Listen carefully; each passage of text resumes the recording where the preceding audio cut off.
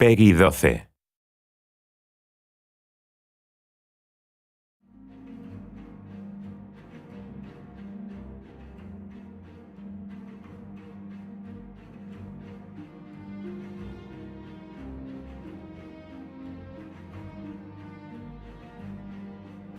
everybody, as you may have seen, we just made a really big announcement as we're going to be going with releases every 2 weeks for Guild Wars 2.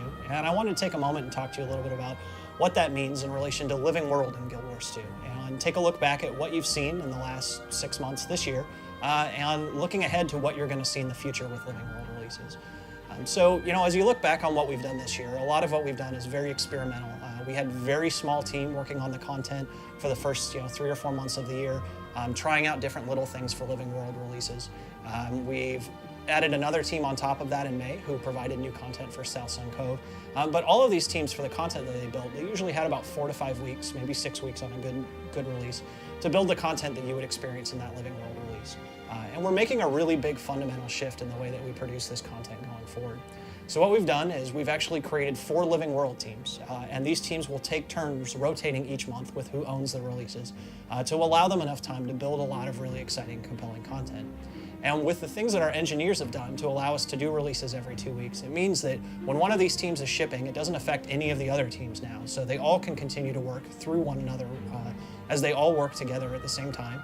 And each team takes 1 month and releases their content over the course of that, 2 releases each.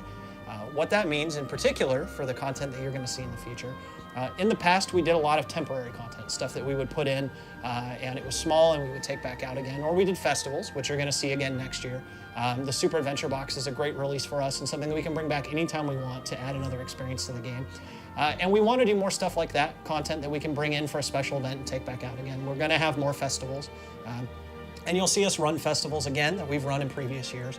But when we do that, it gives us an opportunity to not have to do a major update and build a festival from scratch. Instead, we can update the festival and spend a lot more time building new content. And a big part of our strategy for Living World content going forward is you're going to see a much stronger mix of permanent updates to the game, updates that update areas that already exist and make them stronger and more exciting, new permanent areas that you can experience. You're going to see a mix of some of the temporary content we've done before to create really compelling storylines that change the game.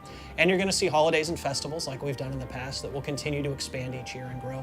But all of that will be a big part of our Living World experience and be part of that strategy every 2 weeks as we do this. Now, on top of that, we're also going to be having a lot more going on than just Living World releases. Every 2 weeks with the Living World, there's a lot of features and new content and new rewards that'll be rolling out as well. And we're going to go into a lot more detail. In late July, we'll put out a blog post that talks through where we're taking the game in the second half of 2013 in regards to features and things that we want to do with the direction of rewards. So something for you to look forward to. We'll check back in soon and talk more about that. But until then, please enjoy our releases every 2 weeks. We love to see you guys in game and let us know what you think.